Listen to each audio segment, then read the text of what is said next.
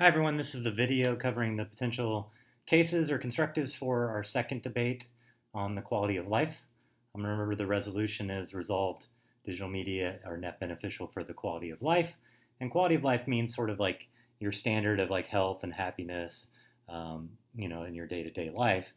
So it focuses more on the individual than the last debate, like society and such.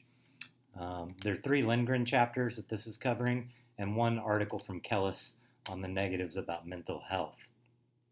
Hopefully, you have a good idea of what we're supposed to be doing in these debates now, and these are the potential advantages and disadvantages you can pick from.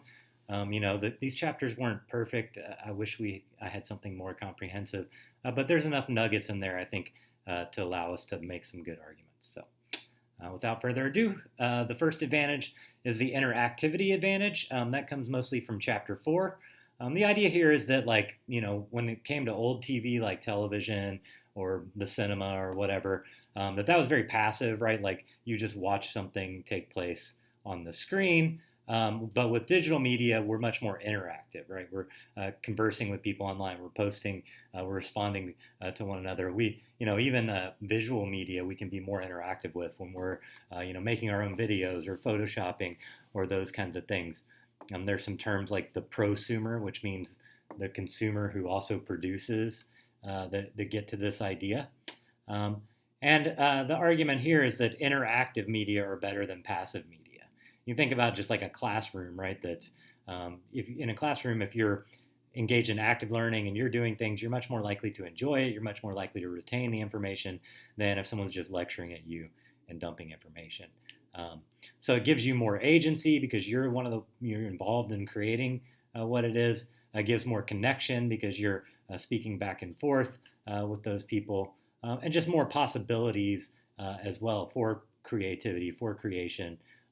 You can do like your own video commentary on your favorite show, and other people can comment on your video commentary, etc. Which was something that wasn't very available before digital media. The second advantage here for the affirmative, the idea of identity expression or performance. The idea here is that these tools give us a way to like try out different identities, that is like perform different identities, and also express our identities as well.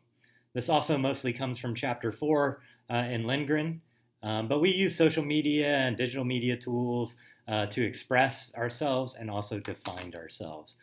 We can look around at different interests and different hobbies and different groups of people and see who, what we like and what we're aligned with. And then once we do, we can say, this is me, this is who I am, and express ourselves, whether it be just through something simple like a tweet or a Facebook post or an Instagram picture, up to something more complicated like a playlist or a YouTube video or something like that. We can also curate our identity easier. That is, we can kind of pick and choose what types of things we want to focus on, what types of things we want to see in our feed, what types of entertainment we're into, what types of hobbies we have, what kinds of fields that we might be interested into, what kinds of topics we might want to learn more about. And the idea here too that we can also, especially as you're an adolescent and stuff, try on different identities.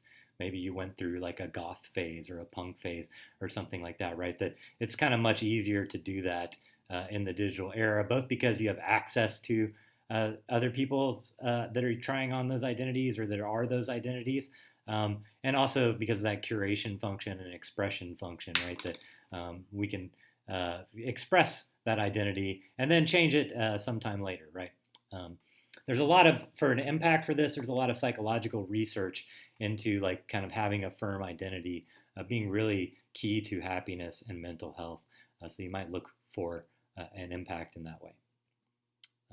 We can also find our passions, our groups, etc. They talk a lot, Lindgren talks a lot about anonymity and the advantages and disadvantages of anonymity. So that's mostly in chapter 4, but also a little bit in chapter 6 here. They're both related to this thing that I'll show you in a second how it's spelled, called the disinhibition effect. It's like, how when you get drunk, you're like less inhibited to do things that you might do otherwise. Well, the same thing happens sort of behind a screen, right? that we're a little less inhibited because we are, maybe in our homes or we're in a safe space, and so we're more willing to express ourselves, etc. And so, advantage-wise, that allows more connection and more intimacy. Lindgren cites a bunch of studies that say that when you are in computer-mediated communication, or what's called CMC, that people are more willing to reveal things about themselves. They're more likely to have more intimate conversations and stuff, and they can sometimes form deeper connections because of that intimacy. But then the flip side of that is, hate speech, harassment, those kinds of things. That when people are disinhibited, the bad side of them can come out as well, right? They can bully, they can use hate speech, they can harass people. Trolls are sort of famous for this. But in general, maybe the disinhibition effect explains why people get in fights online so much, right? Because there's no one there to like punch you if you say something nasty, and you're disinhibited. So you're much more likely to do those kinds of things, right? So while I called it an anonymity advantage and disadvantage, it especially applies when you can be anonymous. All these things do. When no one really knows who you are, for instance, you just have like a username or something. But it tends to happen behind screens no matter whether you're anonymous or not. People tend to be nastier online, but they can also be more genuine and more connecting and intimate online, even when they're using their own real name. As far as a disadvantage goes, there's the idea of hyperreality, or like a simulation, or sort of like another word for this is that we live in sort of like in a fake or inauthentic culture, that we live in a culture of like posers and stuff. Since social media and such is so driven by images, and we're all about like crafting the image of ourself, that a lot of times, maybe people are doing that just for clicks, just for likes, and they're, posting filtered versions of themselves and sanitized versions of themselves that are inauthentic or fake, or posing, right? The idea here is that we live in the end in a culture where kind of the image matters more than the substance behind that image. And if that's the case, then I think in a lot of ways the impact of this disadvantage is can be related to mental health. When people feel inauthentic, when they don't feel genuinely connected, that can hurt our mental health. But also, it can be related to sort of undermining all of the good things that could happen, right? If we could get connection online, but it's really kind of a fake connection with a fake person, or if we could get community online, but it's really kind of an inauthentic or fake community online. Everyone's posing, everyone's posting images all the time. Maybe you could tie this into like losing reality, right? Like losing the real, in touch with the real, in touch with our day-to-day lives and what really matters and stuff, because we're stuck in this hyper reality instead. The next advantage is called the affinity advantage. That comes mostly from chapter 6, and the author Lindgren mentions a couple things here. He talks a lot about these videos of affinity. I think these are mostly like like small YouTube videos, or maybe you think of them as like your stories on Instagram or wherever, right? Where they're just like basic, or a snap or something like that. They're just basic videos, sort of like, here I am, here's what's going on in my day or whatever. And then the people that like have affinity with you, they like you, right? Affinity is sort of a likeness, the idea of like. Then they're the ones that like follow those videos and like them and post and stuff. And again, I think this gets back to sort of those community or connection or mental health impacts, right? That in the end, doing that and getting a few likes from the people that really mean something to you, can really help your mental health, can really help you have the kind of support that you need. The same thing happens when it's not videos. There's affinity spaces online. One thing I'd like to mention here that I think is really important is, for instance, in the LGBTQ community, and like teenagers and stuff that are first coming out can find like groups of other LGBTQ teens to kind of, or maybe a little older, to kind of lean on, get advice from, get support from, and find common cause that way. and find culture that way and find connection that way. That's one example that's maybe more dramatic. A lot of LGBTQ teenagers, especially, are more prone to depression and suicide and stuff like that. So that might be one way to impact it. But I think all of us kind of online end up finding these affinity spaces, whether it be based around a hobby. Like I'm a gardener, so there's certain places I go to talk to other gardeners or watch videos from other gardeners and stuff. It could be your career. It could be an interest. It could be whatever it is. You can find other people that are into that and kind of find connection in these affinity spaces, right? Whether they be message boards or they be videos or they be on somebody's social media feed or whatever. I do think it's important to think of what's the impact to this advantage, and I think one way to impact that is to talk about the importance of connection. The people that have connection with other people, the people that have a sort of a community or like-minded people to lean on, tend to have higher mental health, tend to be happier, and whatnot. The next one, the love and relationships advantage. I think you could tie this one into friendship or into like love relationships. This is mostly in chapter 7, the one on emotions and stuff. But just think about the ways that digital media have improved our ability to like stay in touch with friends that say move away to college or whatever, to stay in touch with our friends that we live with or our family that we live with. You send those little messages throughout the day. They're like, "Hey, hope you're having a good day" or whatever, and they seem kind of not that important or kind of meaningless, but those are they do improve the quality of our life. Like someone's thinking about me. Oh, that was a nice message. That makes me happy and such. You can tie this into relationships as well, like love relationships. Online dating is something to think about, related to this in the way that online dating kind of expands your pool and maybe helps you save time so you don't waste time with someone you would never actually click with or you don't have any shared interests with, that kind of thing. And there are other relationship advantages to these things, like when you first get together with someone and you text back and forth and you're flirting and stuff, that helps like build the relationship, right? And that can be a strong way to bond. Or even later in a relationship, just sending that sort of like midday text or whatever that says, "Hey, I love you," can be really, useful and powerful for building these love relationships. The next disadvantage, I kind of put all these together: flaming, trolling, and hate. They're a little bit different. Mostly this comes in chapter 8, but there's a little bit in chapter 6 as well. Flaming is just like when you get in a fight online and you start calling names or whatever. Trolls are people that kind of like intentionally try to rile people up, is what a troll is. And hate is just the idea that like hate speech and hate groups and stuff can form and spread online. Even things like where like self-harm is encouraged.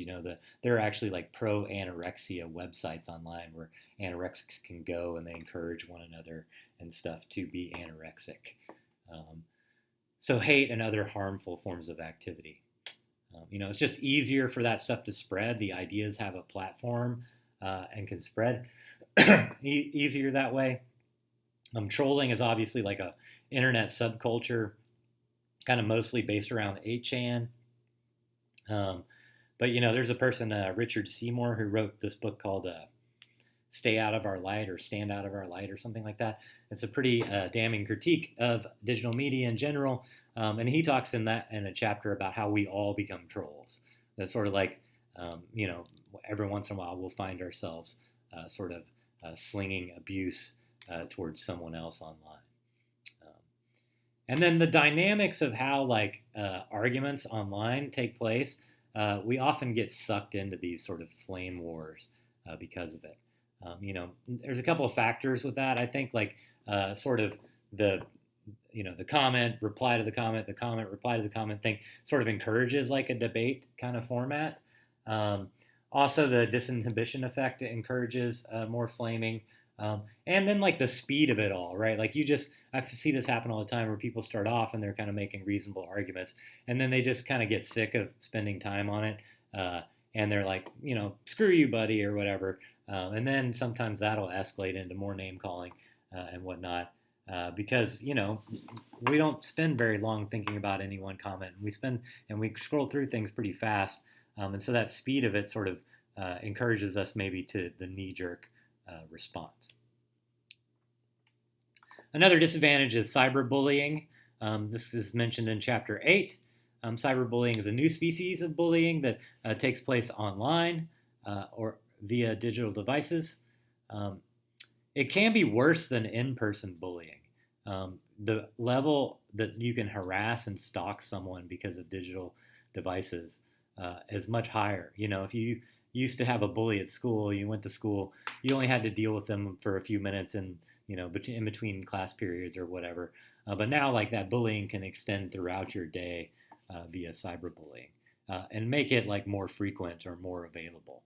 And there's some pretty great stories out there about why cyberbullying is different than bullying. Like, people can form fake profiles and play pranks on people, and that has led to some people committing suicide before and stuff like that. So I think one of the keys to this advantage is looking for evidence that says that this is happening more frequently than in the past, as well as the impact of cyberbullying. The last one here, mental health advantage or disadvantage, because this can go either way. The Kelle's article, which we're reading, is mostly negative about mental health. And in fact, I think a lot of the research sort of leans towards the negative side when it comes to mental health. There are affirmative arguments as well, though. And you could even do an affirmative mental health advantage. So the negative, one of the big reasons for this, its negative impact on mental health is social comparison. That is that when we're online, we're kind of like constantly comparing our lives and ourselves and our profiles to other people. Goes a little bit with FOMO, right? Like, other people are doing stuff and we feel sad because we're missing out. But also, like, maybe you see these beautiful people and you're comparing yourself to them without realizing that they've photoshopped their image or they have used a bunch of filters or something like that. There's a lot of evidence linking heavy social media use to depression and anxiety. Anxiety, if you think about it, like just seeing the news all the time and kind of like even when we don't want to see it can be anxiety inducing. There's information about like information overload or like digital detoxes and digital burnout and stuff like that that you can use for an anxiety argument, but also we have that interactivity advantage, but oftentimes people use social media passively, and it can create anxiety that way. Like, why isn't anybody liking my posts? Why do other people have more friends than me? And that can turn into depression as well.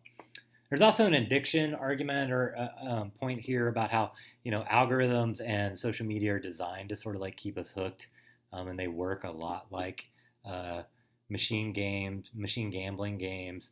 They work a lot like other forms of addiction where it's this thing called variable rewards that kind of keep us coming back for more because we get these small dopamine hits. Like a bunch of people like my post, oh, I feel good, but that's it's not true happiness. It's just a small hit of dopamine, and so then we're always like seeking out more, like the drug addict might.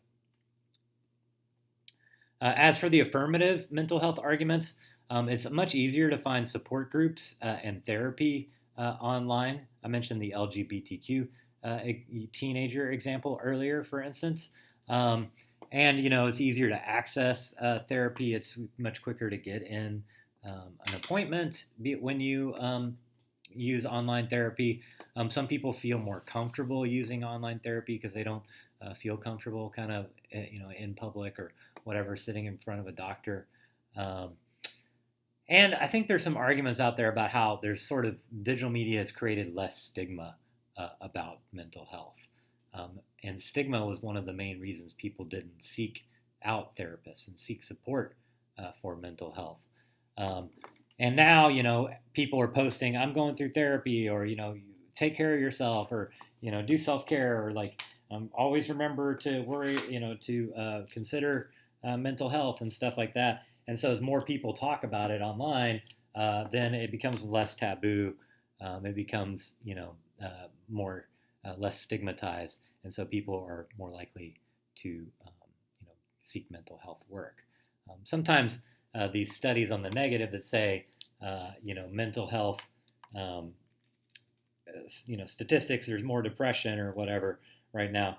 I think sometimes those statistics are skewed because what's happening is there are more people going to therapy, right? So we know about more people who have depression. But that's actually a good thing, isn't it? Right? Like, it's much better if people know they have depression and they're going to therapy and they're trying to take care of their problem, than it is if they're undiagnosed and they're walking around and sort of hurting other people. All right. So that's all we have for the Constructives. I know these videos are a little longer than I promised, but it's a lot of chapters and articles to cover, even in summary form. So hopefully this was helpful, and I hope you have a great rest of your week.